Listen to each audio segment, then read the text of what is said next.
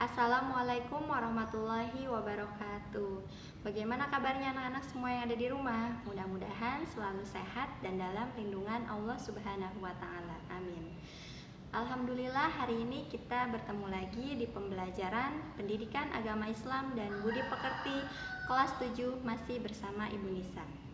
Baik, hari ini kita lanjutkan kembali materi berikutnya.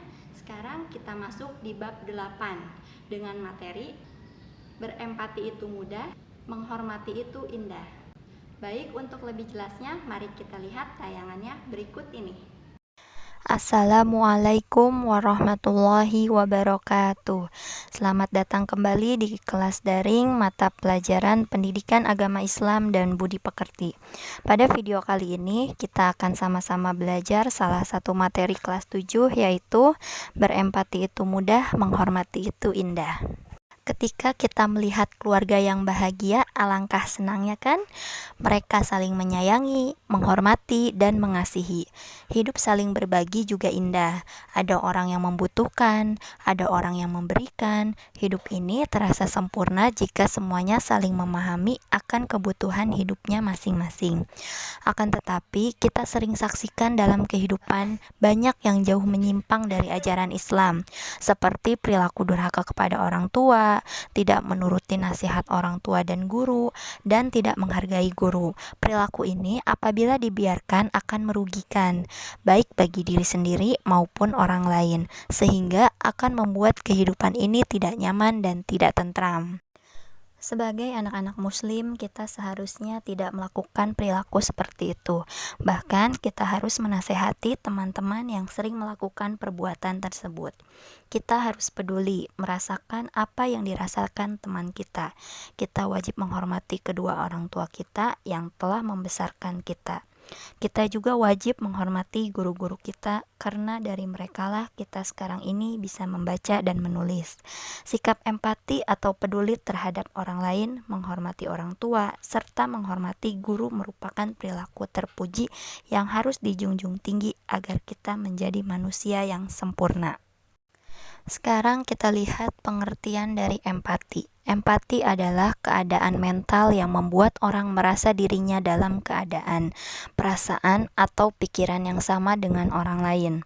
Dalam istilah lain, empati dapat diartikan sebagai kemampuan untuk menyadari diri sendiri atas perasaan seseorang, lalu bertindak untuk membantunya. Empati merupakan sifat terpuji. Allah Subhanahu wa taala menyuruh umat manusia untuk berempati terhadap sesamanya, peduli dan membantu antar sesama yang membutuhkan.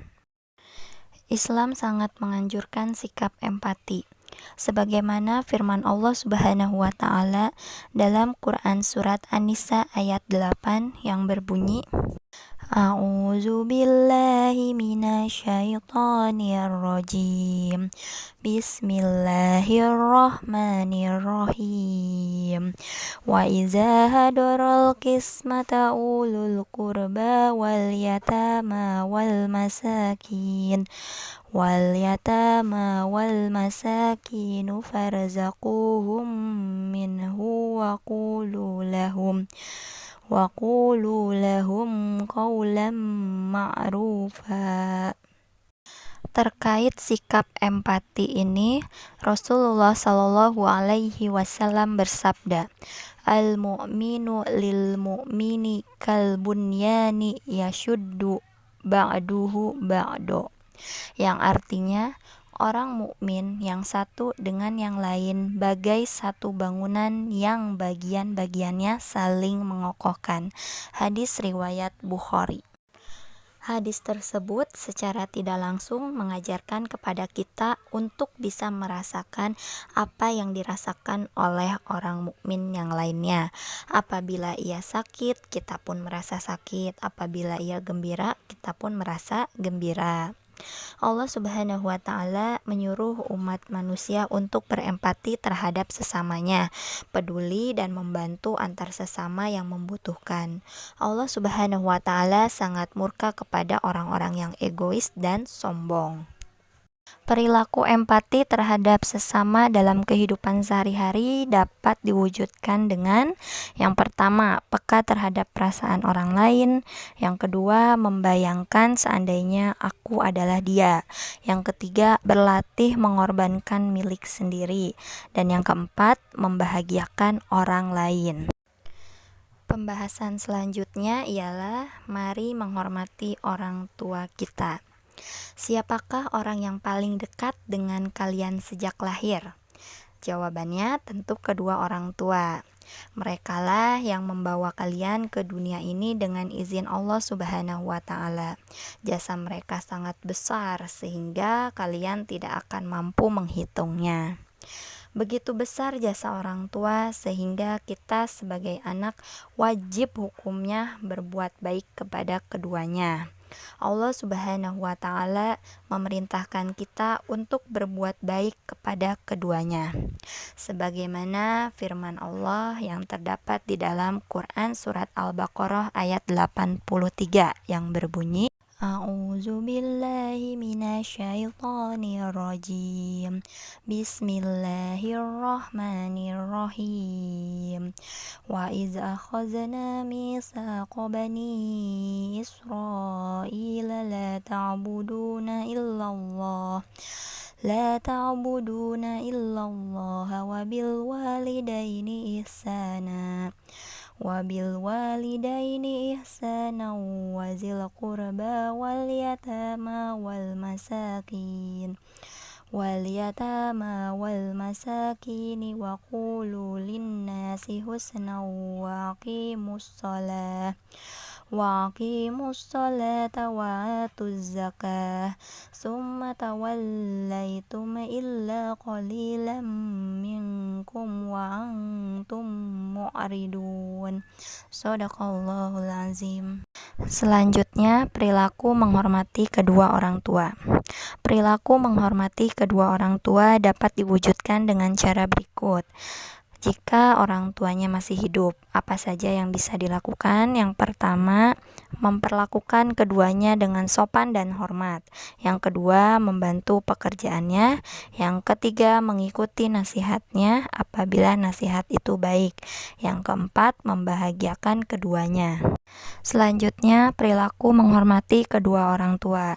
Jika orang tuanya yang sudah meninggal, apa saja yang bisa kita lakukan? Yang pertama, jika keduanya muslim, kamu dapat mendoakan mereka setiap saat agar mendapat ampunan dari Allah Subhanahu wa Ta'ala. Yang kedua, melaksanakan wasiatnya. Yang ketiga, menyambung dan melanjutkan silaturahmi yang dahulu sudah dilakukan oleh kedua orang tua. Dan yang keempat, menjaga nama baik mereka. Pembahasan selanjutnya ialah mari menghormati guru.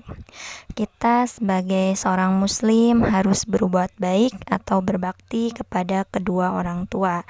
Kita juga diperintahkan untuk berbuat baik atau berbakti kepada guru. Gurulah yang telah mendidik dan mengajarkan ilmu kepada kita. Sebagai pendidik, guru membentuk kita menjadi manusia yang beriman, mengerti baik dan buruk, berbudi pekerti luhur, dan menjadi orang yang bertanggung jawab, baik kepada diri sendiri, masyarakat, bangsa, maupun negara. Gurulah yang menjadikan kita orang yang pandai dan memahami ilmu pengetahuan. Dengan demikian, kita akan memperoleh kedudukan yang tinggi di hadapan Allah Subhanahu wa Ta'ala. Seperti di dalam Quran surat Al-Mujadalah ayat 11. Cara berbakti kepada guru antara lain dengan bersikap. Yang pertama, mengucapkan salam apabila bertemu, memperhatikan apabila diajak bicara di dalam dan di luar kelas. Yang ketiga, rendah hati, sopan dan menghargai. Yang keempat, melaksanakan nasihatnya. Dan yang kelima, melaksanakan tugas belajar dengan ikhlas. Bagaimana anak-anak, sudah lihat tayangan videonya? Mudah-mudahan apa yang kita pelajari hari ini bisa bermanfaat untuk anak-anak semua yang ada di rumah. Jangan lupa tugas hari ini dikerjakan, tugas dari kuis dan LKS. Ibu tunggu sampai jam 12 siang. Tetap semangat ya.